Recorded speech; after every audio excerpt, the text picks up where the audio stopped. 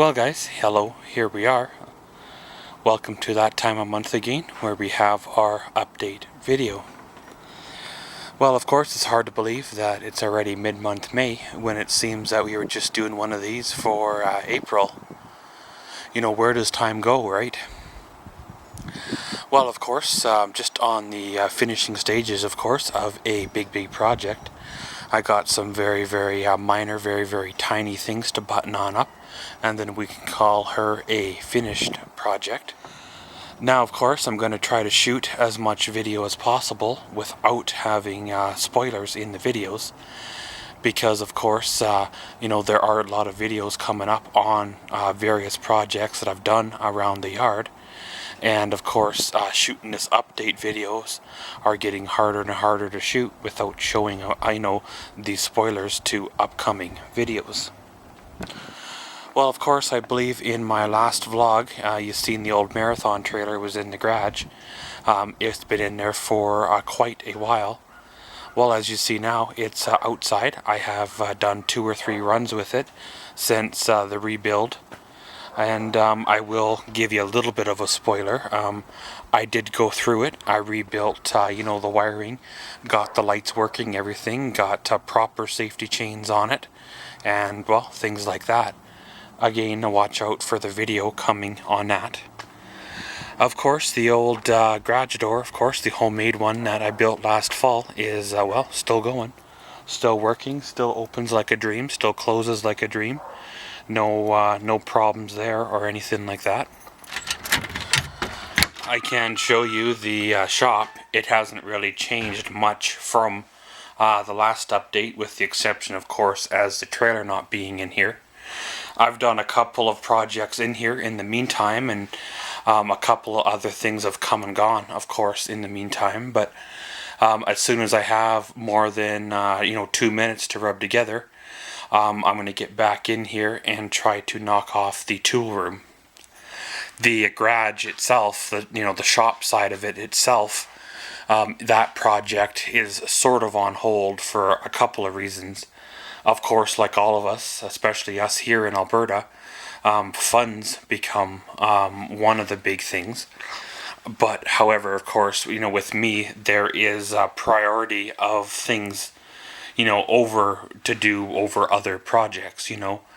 When you are a home owner, there are other projects that take precedent over, a simple unheated shop that you'll probably only work in 3 months out of the year.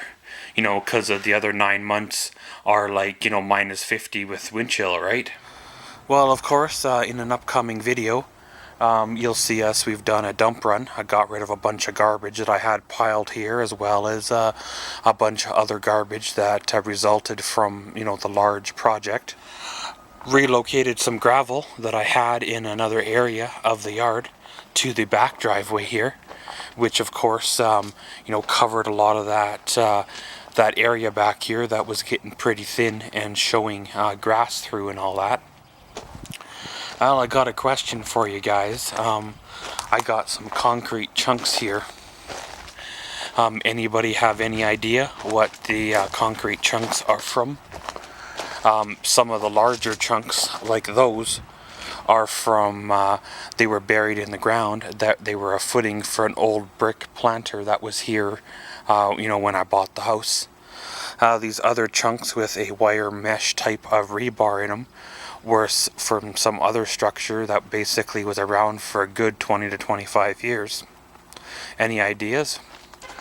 Well, of course, the big shed's doing quite well. There's no leaks in the roof or nothing like that. It's, doing really well when you consider, how early on in my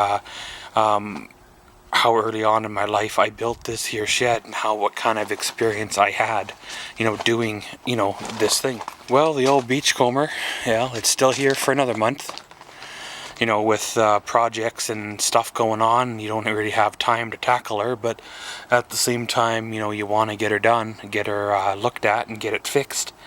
But, at the same time, this year looks like it's going to be another one of those years that where I will not be out doing any camping whatsoever. So pretty much, why spend that kind of money fixing a trailer that basically is going to sit in the yard for another year? Of course, then there's the obvious, money question. Do I want to dump that kind of money into fixing up this age of trailer? But at the same time, there is a, not per se a cool factor, because I'm not really much for cool factors, but there is something to be said about, fixing up an older unit than what there is to go down, write a check, and buy a brand new one. Well, of course, back here behind the garage, one of my sore spots I've been wanting to get at for years. Old, tall tree corner here has, started to grow again for another year.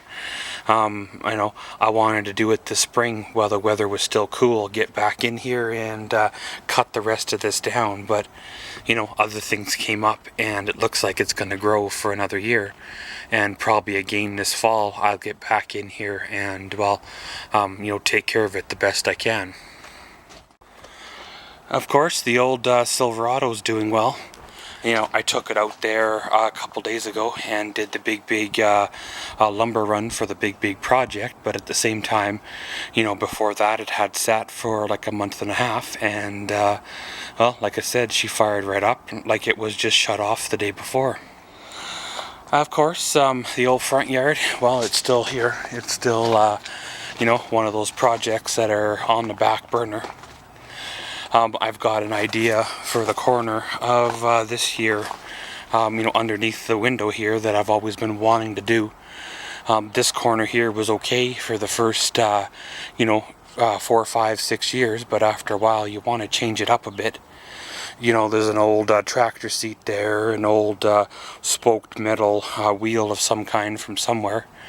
And of course one of those old military style rusty gas cans, and I've sold some of the other items that I had in here, and once you lose vision or focus for something, you're best just to move on, right? So of course, that might be an upcoming project this year. We'll tear it all down, get rid of everything out of here. I'll probably keep the grill, the seat, the wheel, and the gas can, and the rest of it will go, even the rock and stuff. And these composite landscaping ties have been okay. They faded, of course, but they've stood up all these years, basically in direct sunlight, as you can tell by the shadow, right? So of course we'll tear all that down, probably coming up summer to maybe fallish, and see what happens. Now I might be wrong on my date, but I believe last year around May long, I punched a hole in this here fence with the trailer with a load of rock on it. Well, I've been collecting old fence boards and stuff like that, and I believe I'm going to do a mini project here where I do a patch on that there hole. I know I probably should just go down and buy new wood and all that stuff, but at the same time, it's a rotten old fence. It is my fence, and as you see, it is quite crusty. So of course, it needs to be tore down and replaced. However, this year, of course, with the big project, the fence is not on the list, right? One of these days, maybe in a summer or two, I will buy my lumber I need and by lift quantity, get in here and basically rebuild every fence on my side of the property line. I do have a fence on my other neighbor's side that is basically fallen down, but that fence does not belong to me, nor will I ever spend more than just a couple of dollars repairing their fence that has fallen down. Until we can come to a mutual agreement on the fence itself, then that's kind of the way she's going to be, right? So of course I still got the wood here that's supposed to be a planter or a flower bed, of course, over in the main yard. But of course that's on hold again for another year until I do the little tiny fence. I have kind of come to the conclusion here. Rather than spending $1,200 rebuilding this little short, whatever this is, 50-foot fence, 4 feet high, with pressure treated good material. I will just replace some of these rotten boards. There's 3 or 4 here that are bad. Wire wheel it up good, and then throw some real cheap paint at it for another couple of years. That's basically what I did, 5 years ago or so when I built it. It's been so long since I built it, I've actually forgot the exact, date, Of course, the main yard here, I got some massive, cleaning to do, if you want to say. Through the big project here, I've tracked a lot of dirt and gravel onto the grass, and basically the grass took quite a beating this spring here from all the traffic and travel over it. So I may have to rent me a rototiller, get on back here, till up the lawn, and basically reseed it to try to get something to grow. This is the area here that I'd like to put a flower bed in, from somewhere here, basically down, that way, and have flowers and such, and try to get things that'll come back every year, so you're not wasting money, buying plants every year and things like that. Of course, the little shed, it's still here. It's pretty much same with that. The roof's not leaking, and it's still going. Every time I think about selling it, something comes up where I need to use it again. So really, it's not hurting much having it here. One of these days I'm going to tear into it and delete the one door.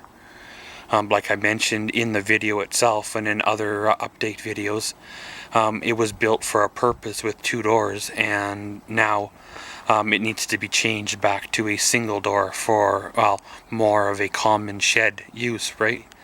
And of course, the couple of videos before this one here, you've seen that Studio 780 Productions, which of course is the Border City Vlogger, and this channel here, the Maxwell's World channel, as well as the Fire Pit channel, all has a new mailing address or post office box for you guys to get into contact with me on. Feel welcome to send me, letters, decals, whatevers. If you want to send an item to, for the Fire Pit channel, of course, make sure you send a letter with the item stating that it's to be used on the Fire Pit channel. Of course, I will definitely use it on the channel when the next session of filming here probably starts in, probably the fall, late summer to fall. But pretty much, guys, that concludes this here update video for our wonderful month of May 2015. And as always, thanks for watching Maxwell's World. Comment, subscribe, and enjoy.